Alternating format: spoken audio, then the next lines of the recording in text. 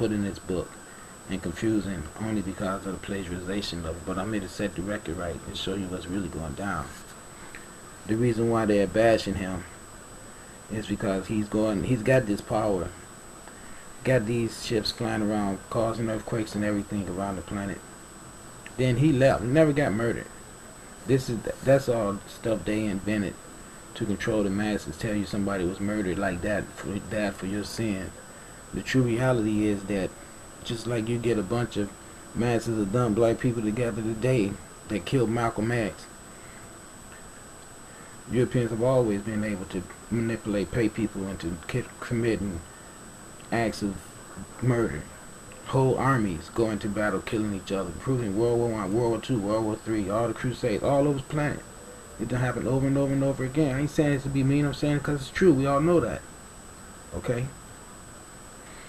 So now look, it said, Thou hast said, nevertheless, I say unto you, hereafter shall you see the Son of Man, S-U-N-M-A-N, sitting on the right hand of power with 1,000,000 light ships and coming in the clouds of heaven, riding all in the space, ethers of that planet Earth. Then the high priest rent his clothes, saying, He hath spoken blasphemy. Now the priest had lost his damn mind, saying, How can you say that you have this type of power? He hath spoken blasphemy. What further need have we of witness? Behold, now ye have heard this blasphemy. And they sitting up talking about it's a problem for Jesus to be saying that he is the Son of Man. Alright, way back in the day, before, if you understand what I'm saying, any other person on earth has seen any ounce of what I've been saying to the whole masses about me and showing you this power that they describe right here. Thou hast said, nevertheless, I say unto you. This is what Yeshua is saying.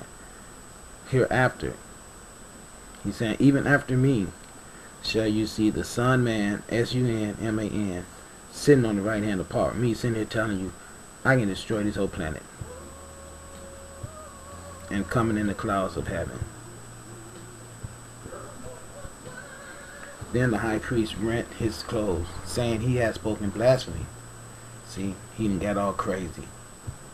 Alright? Yelling probably too. What further need have we of witnesses? Behold, now ye have heard his blasphemy. What think ye? They answered and said, He is guilty of death. They want to kill him now. Then did they spit in his face and buffeted him, and others smote him with the palms of their hand. I mean, they hit him, buffeted, hit him with the guns and everything, with sticks, you name it. Okay. What I mean is clubs. I shouldn't say guns. Saying prophecy unto us. Prophesy unto us, thou Christ. Who is he that smote thee? Okay, the prophesying and everything that you guys have saw me doing is due to the fact that you had a strong connection with the universe to be able to see that stuff, because the Son knows what it's going to do, and it tells you so you can tell it to the people. What think ye? They answered and said, He is guilty of death. See, they asking him, what does he think? They want him to tell him, what does he think? And then the high priest rent his clothes, saying, He has spoken blasphemy. What further need have we of witnesses? Behold, now ye have heard his blasphemy. What think ye? They answered and said, He is guilty of death. See, they want to know his prophecies, but when he tell the truth, they can't deal with the truth. They want to kill him. Now watch this, saying, Prophesy unto us, thou Christ. Who is he that smote thee? Okay. Now Peter said, without in the palace. Excuse me. Now Peter sat without in the palace. And a damsel came unto him, saying, Thou also was with Jesus of Galilee. So they talking to Peter now. All this is going on, and Peter sitting inside of the palace. While Jesus out there going through all this problem, they whooping on his butt. Peter sitting inside. So this lady walked up, they call her a damsel, and she came unto him saying, Thou art was with Jesus of Galilee. Like, I saw you, did I see you with Jesus? But he denied for them all, saying, I know not what thou sayest. What you talking about with this? And he was gone out, and when he was gone out into the porch, another maid saw him, another lady saw him, another sister saw him, and said unto them that were there, This fellow was also with Jesus of Nazareth. And again he denied with an oath, I do not know the man. He's saying, I don't know him. You know, Jesus getting whooped now. Okay, this is how it goes when the going get tough. You get to getting ostracized by everyone. Everybody don't want to have nothing to do with you because, see, they want to play the fence. They want to ride with their feet on both sides. Just in case he does do good, I want to be in with him. But then if he does do bad, I don't want to be then jumped on the side with him too much, where the rest of everybody who see the failure and how what a fool he made of himself, if he go down, I go down too. But see, I got the light ships. And somewhere you're going to have to see the power in that. If you that damn stupid, you're going to wish you had. Trust me. Okay? So he denied, saying, I don't know him. That's what Peter's saying. He don't know Jesus. So he went out on the porch, and another lady came around and said, Ain't you guys saw with Jesus of Nazareth? And he's like, no. And again, he denied it. Okay? So after a while, another person came unto him, and they stood by and said to Peter, Surely thou art one of them, for thy speech beware of thee. That means that you talk just like them. Your speech is different from ours. You talk like they talk. You are from with the tribe of Jesus of Nazareth. And then Peter remembered the word of Jesus. Wait a minute, it says, your speech bewray of you. Your speech betrayed you, and give testimony of this being true. And then began he to curse Peter. He just started cursing. Then began he to curse and to swear, saying, I know not the man. And immediately the cock crew, meaning that the rooster, cock-a-doodle-doo. Okay? And Peter remembered the word of Jesus, which said unto him, Before the cock crow, thou shalt deny me thrice. And he went out and wept bitterly. So what this is point out is that how everybody might be chosen, but few are really selected to do the walk. That means that you can be chosen, but you're going to have to prove that you're worthy of being selected.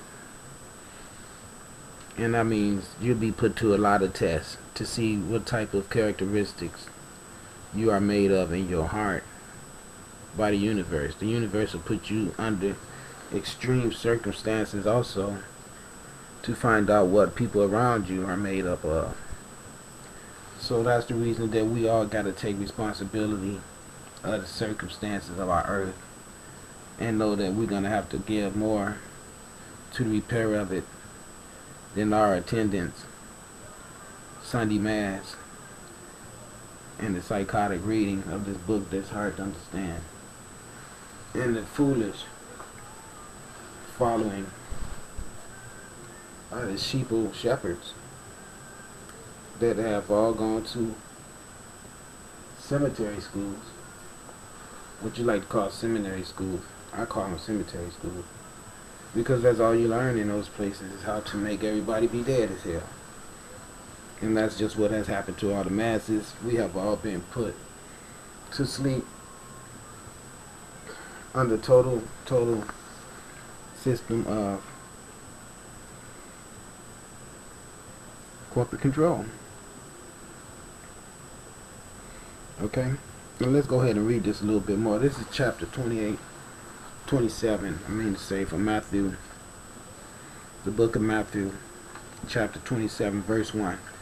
It says, when the morning was come, I just got through reading all that stuff in chapter 26.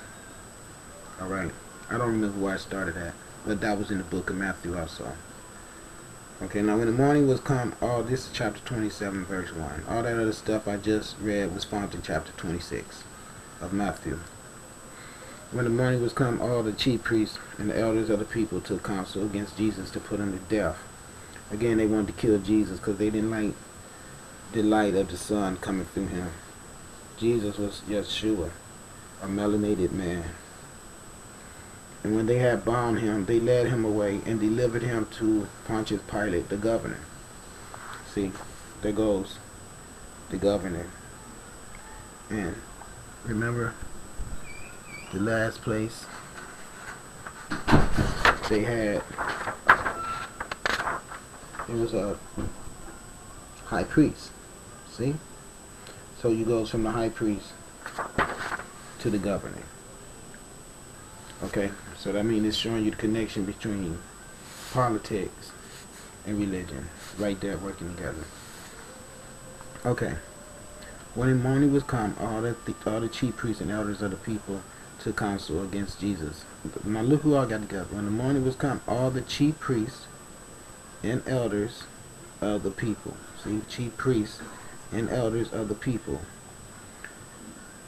The chief priests and the grandfathers, the grandmothers, elders, the older people, took counsel against Jesus to put him to death. They tell you what they was out to do, to murder him. And when they had bound him and led him away and delivered him to Pontius Pilate, the governor. See, Pontius Pilate is the governor. And it was the morning all of the chief priests and elders, all of the chief priests is old priests, and elders, old people, all the old ass Jews, wanted him dead because they wanted to keep the ideal alive in their youth that was different than what this freedom fighter was bringing to them, telling them, stop this advancement of yourselves becoming sheep of property. This chattel property is going to get you all messed up. You don't see what's happening to you. But I'm trying to warn you. That's what Jesus was all about. Yeshua was saying to them. He was fighting Roman oppression. So now, of course, they done handcuffed him. And when they had bound him, they led him away and delivered him to Pontius Pilate, the governor.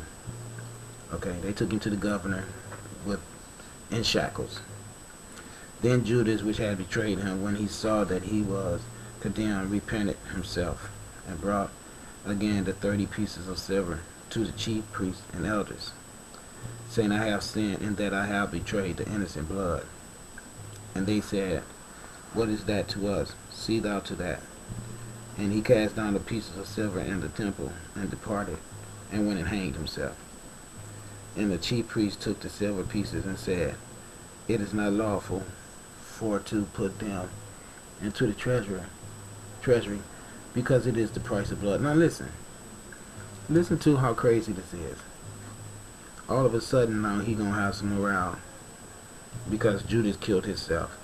But they the one who paid Judas the 30 pieces of silver to have them track down Jesus so they can kill him. So all of a sudden this stuff is tarnished and dirty with blood because Judas, who hasn't even killed himself yet, because they don't know Judas done killed himself, because Judas just left. Because listen what it said. And the chief priest took the silver pieces and said, it is not lawful for to put them into the treasury, because it is the price of blood. Meaning they've already paid for Jesus to die, so the money is tarnished.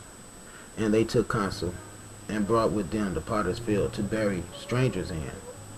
Okay? And they took counsel and brought with them the potter's field. I mean, they brought the potter's field with the 30 pieces of silver to bury strangers in. Wherefore, that field was called the field of blood unto this day. Then was fulfilled that which was spoken by Jeremy the prophet, in saying, and they took the 30 pieces of silver, the price of him that was valued, whom they of the children of Israel did value.